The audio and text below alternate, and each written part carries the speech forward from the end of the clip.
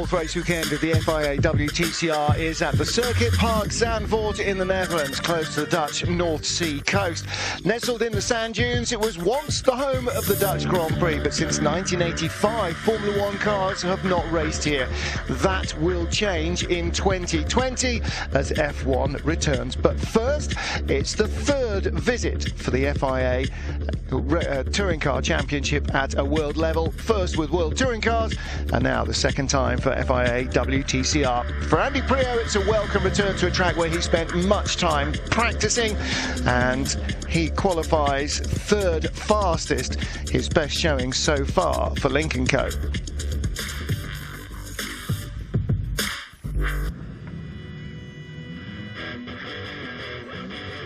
As the first practice session got underway, the cars would need first to clean the sand off the track nestled in the dunes. While the Lynk & Co cars run by Cyan Racing were comprehensively dominating in qualifying. Andy Priaulx, a track where the RBM BMWs are used to racing World Touring Cars, tested very frequently on top form, third fastest.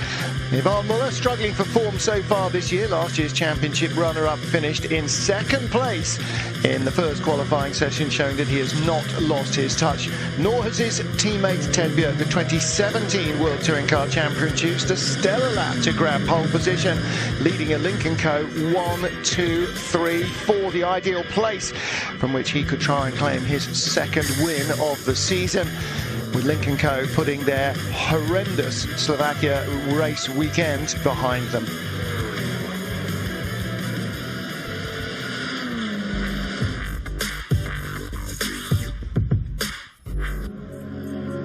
Well, after qualifying, organisers decided that Lynk & Co had been given a little bit too much in the balance of performance, so their engine power was knocked back to 97.5% from 100, and they had their weight reinstated. They were, however, still going to be comprehensively more competitive than in Slovakia. Benny Leuchter in 5th position on the grid, and Mikel Ascona in 4th place, because Jan Erlache, who had qualified 4th, picked up a 5th-place grid drop, and he would start down in 9th. Andy Priaulx, though, in the top 3 before the start of the first race on a bright and warm, sunny afternoon on Saturday. Yvan Muller on the outside of the front row, but it was his teammate Ted Bjerg who would start from pole position for the first race of the weekend.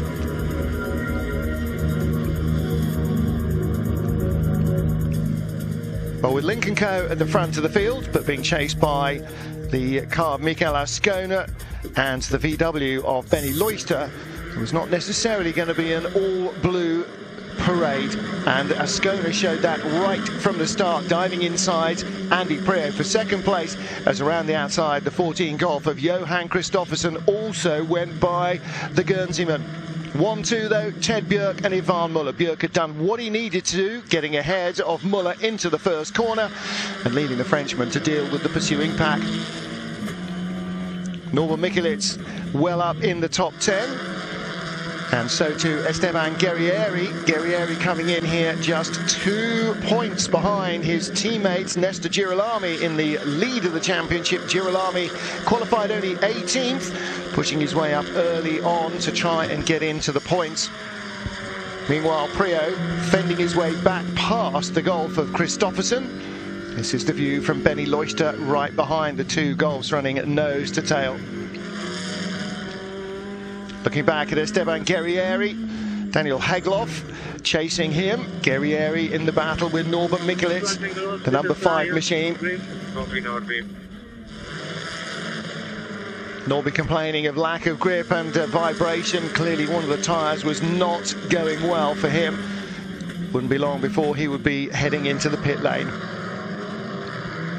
Aurelien Panis battling with Nestor Girolami just outside the points. Girolami needing to score here with teammate Guerrieri up already in the top dozen. Looking strong out front still, the 2 Cyan Racing cars.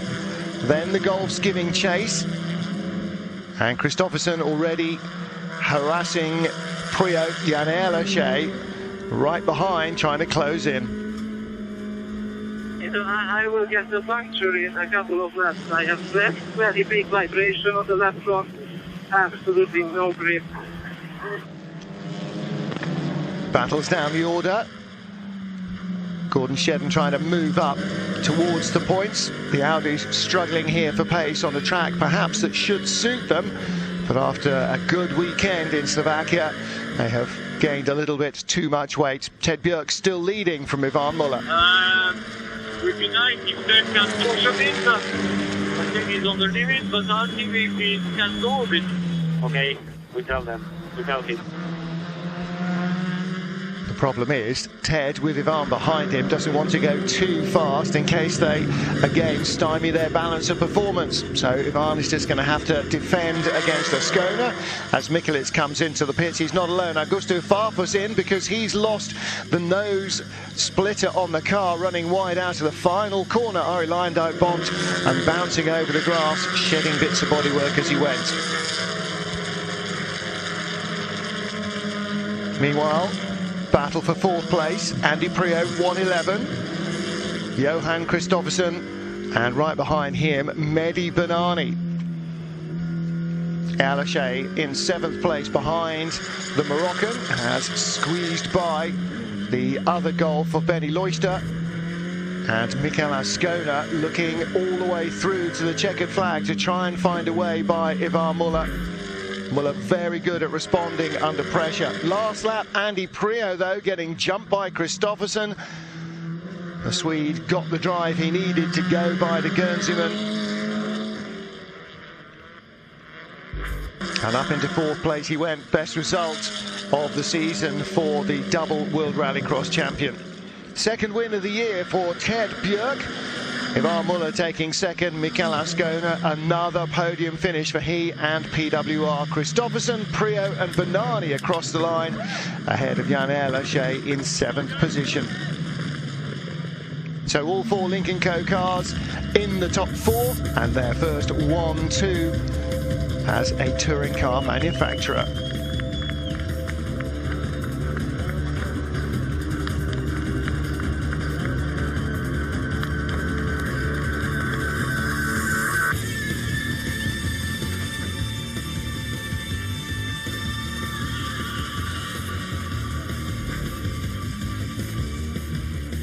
So Ted Björk victorious, Cyan Racing getting all their cars into the top 7 positions. 3 goals in the top 10, but only 1 Audi. That of Frederik Verbisch and Nicky Katsberg, the top Dutch driver, in 10th position in his Hyundai, the only Hyundai in the top 10. Ascona, the only Cupra to make it up there as well. Jean-Carl Vernet, not always the best of the Audis, it would seem, but Esteban Guerrieri, the better of the 2 Munich Motorsport Honda drivers, now the overnight championship leader.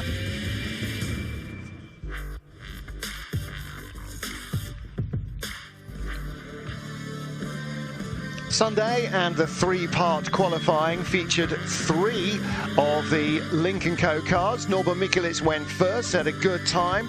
Ivan Muller ended up with a stunning lap, however a little too stunning it would seem. The Frenchman pushing hard. Norbert Mikulits the first man out, and his Hyundai the only one that made it through into the top 5. I beg your pardon, it wasn't one of 2 that made it through into the top 5. Ted Björk putting in a good strong lap as well in his Lynk & Co. The race 1 winner hoping to finish on pole position.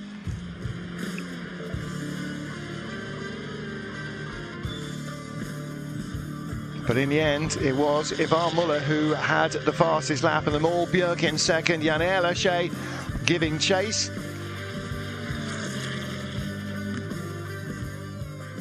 Jan Alache ending up second ahead of Björk. Muller fastest of all, but his car was over boosting, and so he ended up losing that pole position and being dropped down to 5th place on the grid for race 3, pushed up from 10th to 6th for race 2.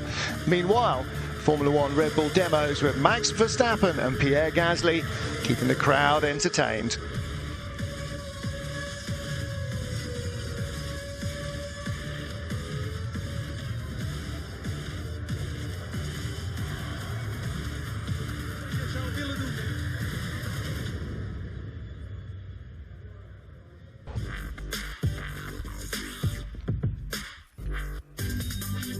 Race 2, FIA WTCR in Zandvoort under the watchful eyes of Pierre Gasly and Max Verstappen, and 100,000 fans coming out to the Jumbo race days.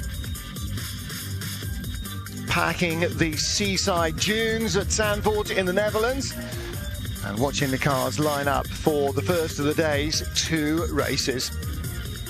On pole position, Esteban Guerrieri, the top 10 from qualifying, reversed, and with just a 0.004 of a second advantage over his teammate Nesta Girolami, who starts 11th. Guerrieri certainly had the rub of the green. Alongside him, Benny Loister, best qualifying position for him of the season, and a chance to finish on the podium. Johan Kristoffersen, his teammate, lining up in 3rd position, also hungrily eyeing a podium. Behind him, though, the whole of the rest of the field, all of whom would all like to go further up the order. Again, a good start for Guerrieri, not so fast away for Benny Loisner, and that holds up Nicky Katsberg in 4th place, allowing Kristoffersen to tuck into 3rd. Katsberg looking down the inside, Kristoffersen getting the door shut nice and early. Ascona getting a bump from Ivan Muller. Outside he goes, and Muller moves up to 5th position in turn 1. He had enough of Ascona in race 1, didn't want to be watching the Spaniard. Behind him is Augusto Farfus and Norbert Mikulits for Hyundai, and then 2 more blue machines, Ted Björk and Jan Erlache for Lynk & Co. Well, Muller's penalty moved him from 10th on the race 1 grid up to 6th at the start, and he took advantage of it, actually using the penalty to help him score more points. But that will undo itself perhaps in the final race of the weekend, although the last race will be longer, allowing more chance to get back to the front. For the moment, though, Esteban Guerrieri, the leader, with the Honda ahead of 2 Golfs. When teammate Nesta Girolami a little further down outside the top 10. Vital day for Guerrieri to score big points. First of all, though, they'll have to deal with a safety car. Attila Tashi going off on the outside early on. On board with Tom Coronel, shows cold tyres on Tashi's car. The back end breaks away as they go over the brow. Coronel couldn't avoid making contact, but it wasn't the contact that put Tashi off. It was losing the car on those cold tyres. A stiff North Sea breeze blowing down the front straight, giving them a little bit more grip into Tarzan, but making it a pretty brisk day for the fans. 2 laps of safety car, they go green again. Esteban Guerrieri leading from the 2 Golfs. 88 Nicky Katsberg, the best Dutch driver of the weekend. His compatriots Niels Langeveld and Tom Coronel stuck way down in the 20s after qualifying. Mehdi Banani qualified strongly on Saturday, but like Andy Prio, not so on Sunday. And so as a result, he was down the order. Ivan Muller, big grass tracking moment. The multiple ice racing champion kept his foot buried and drove through it. But it shows how little runoff area there is at Circuits Zandvoort. This is going to be very entertaining for Formula 1 cars. Looking back at Nesta Girolami, trying to fight his way into the points. Ivan Muller in front of him. Ivan in 8th position, Girolami in the top 10.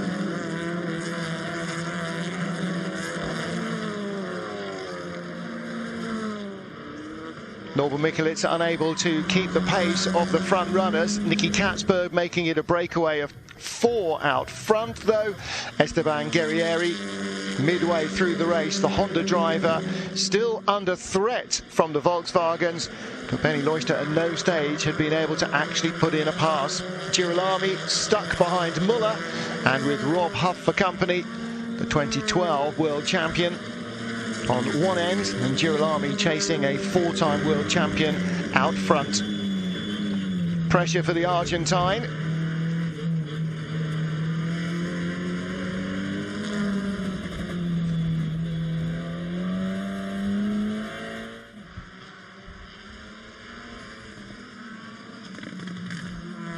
Muller struggling to keep the Argentine at bay as teammate Guerrieri led out front.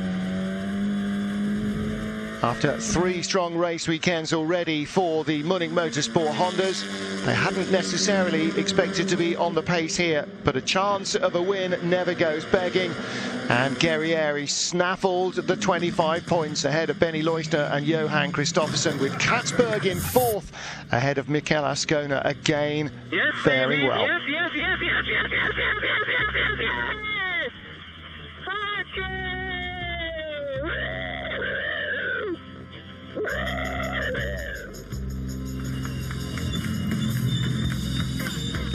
It's a big result for Esteban Guerrieri, taking the lead of the championship in race 1 and extending his advantage over his teammate in race 2.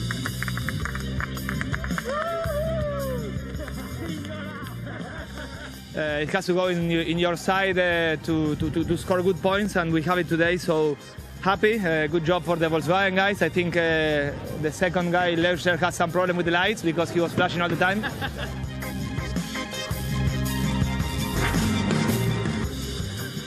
Guerrieri delighted with victory and humorous with it. Benny Leusner flashing the headlights all the way through the race did not distract the Argentine. Takes a little bit more than that, but the Golf's 2-3, their best result of the season. Katzberg, Ascona again, and farthest the top half dozen. Norbert Michelis in 7th position. Just outside the top 10, Rob Huff 11th, Ted Björk in 12th, with 1 race still to go. If I'm looking back 4 to 6 weeks, it felt like a big victory today. 2 goals on the podium. I mean, yeah, the guys did an amazing job since Marrakesh, since we recognized that we really have to work harder. And yeah, just thank you to the whole team. Car was really, really good today.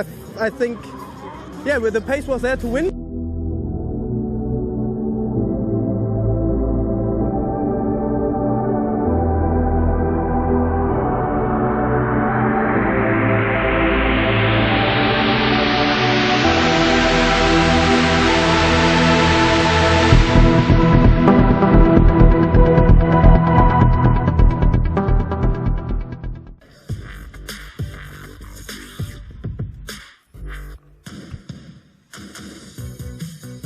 As well as Formula 1 drivers Max Verstappen and Pierre Gasly, the president of the FIA, Jean Todt, was on the grid, meeting and greeting the drivers and promoting the 2020 Dutch Grand Prix. Well, Jan Erlaché promoted to 2nd on the grid after Ivan Muller got dropped back in qualifying, to pole position after Ivan Muller got dropped back in qualifying. Alongside him, 2nd on the grid, Ted Björk, the race 1 winner. Looked a bit like being another good race for Lynk & Co. Norbert Michelis in 3rd place, a better weekend for Hyundai. Not one Hyundai driver scored even a single point in Zandvoort last year after their emergency balance of performance change. Away they go for the 3rd and final time. Jan Erlaché not as quick away as Ted Björk, weaves across the track, hits his teammate almost into the pit wall. Björk takes the lead into turn 1, Erlaché in 2nd, and then the first of the Hyundais in 3rd and 4th. Dust being kicked up further back. Ivan Muller in 5th position. Andy Priaulx, the man out of bed in qualifying, had 3rd fastest lap on Saturday, couldn't find that pace again on Sunday in traffic. Nicky Katzberg trying to find a way past Esteban Guerrieri. Guerrieri defending hard every single point now. Guerrieri will cling tenaciously to. Katzberg, top Dutchman. Long queue of cars drawing out behind the race-leading Cyan Racing Lynk & Co.'s. So Ted Björk with the lead. And then Augusto Farfus 3rd, ahead of Norbert Michelis. From positions on the main straight, from positions on the main straight, please. Remarkably, Ted Björk, who'd taken the lead straightforwardly, was told to hand it to his teammate Jan Erlaché. A remarkable and puzzling decision. Erlaché had fluffed the start, so clearly there had been some pre-race agreement that where you started would be where you finished, but that doesn't really help if the man on pole doesn't get away well. And that was just the start of the confusion for Lynk & Co. Battles further back. with Nesta Girolami and Mehdi Banani squabbling. They were just in the points. Girolami, like his teammate, desperate for every single position. 15th place, 1 point better than none. El Aché out front, but more messages coming from the pit wall. Okay, Jan, we've been asked to swap back on the next lap because the opinion here is you pulled across too early. Talk to me on the lap, and that's what we've been asked. I have the weakest engine of everybody. Of course, if we do a drag race, I lose. I have the weakest engine of everybody. I'm already penalized like hell by this. You should think about that. It's the second time now this season I'm because of the engine.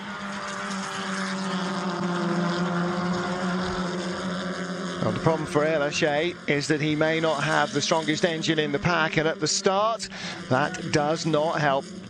Christian Dahl in the back there, the man who was charged with making these decisions. Ronnie Hartfeld, who normally would, was engineering Ted Björk for the weekend. Björk given the position back. Clearly, El Aché was not chuffed with that, not chuffed with the fact that Björk had the lead in the first place, courtesy of the better start. And it wasn't the only family member who was on the radio. Ivan Muller also gave his two penneth in the battle over the radio waves. On the track, the final Lincoln Co car, Andy Pryor battling with Fredrik Vervish for 16th position, neither in the points. Vervish, one of our race winners a week earlier in Slovakia. But Pryor, who was in the bottom reaches of the top 20 in Slovakia, enjoying better favour on day one. Nicky Katzberg and Rob Huff running wheel to wheel for 10th position through most of a lap. And finally Huff getting his nose in front for 10th. But a decent weekend for Hyundai and for Katzberg. A better weekend, though, for Ted Björk, the Race 1 winner, claiming victory in Race 2 ahead of a very displeased Jan El Aché. Third place would have been Augusto Farfus, but he rolled off the throttle to allow Norbert Mikelic through. Farfus with no championship aspirations, but Mikelic with a shot, and the team asked his Brazilian teammate if he would hand the place over, which he did willingly. Ted Björk, Jan El Aché and Norbert Mikelic the top through three. Farfus, Muller and again Ascona in the top six. In the top six in all three races, Mikel Ascona. And only Ted Björk and Ivan Muller could claim that. Nicky Katzberg 11th in the final race, but still the top Dutchman. So Ted Björk, the only one of the Lincoln Co cars that found much pace in Slovakia. And Christian Dahl immediately going to commiserate with El Aché. A second win for Björk. Perfect start, and Jan also thought he had a perfect start, and he wanted to be first into the first corner, but I was there, so it was not possible for him to do that. And yeah, I took it. But I'm also aggressive, and I was the same aggressive when I was Jan's age. So you know, it's if you're a race driver, you're a race driver. You want to win. Everybody out in the starting field wants to win. That's why we're here for. So I understand. Norbert Mikelic as well for the Hyundai team. Say, huge congrats to Augusto, because today I think he deserved to be on the podium.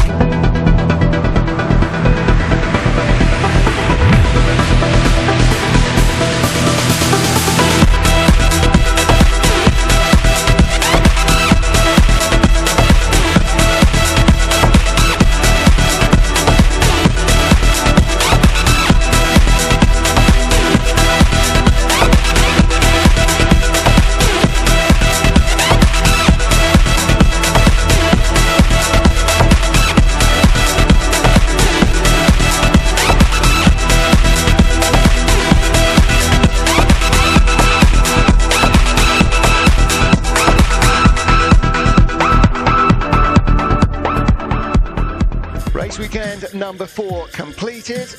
And now there are a couple of weekends for the teams to lick their wounds before they head to the Nordschleife of the Nürburgring for the next encounter. And if ever there was a different track, that will be it. How will the Lynk & Co cars go? Only time will tell. We'll see you then for race 5 weekend of the FIA WTCR.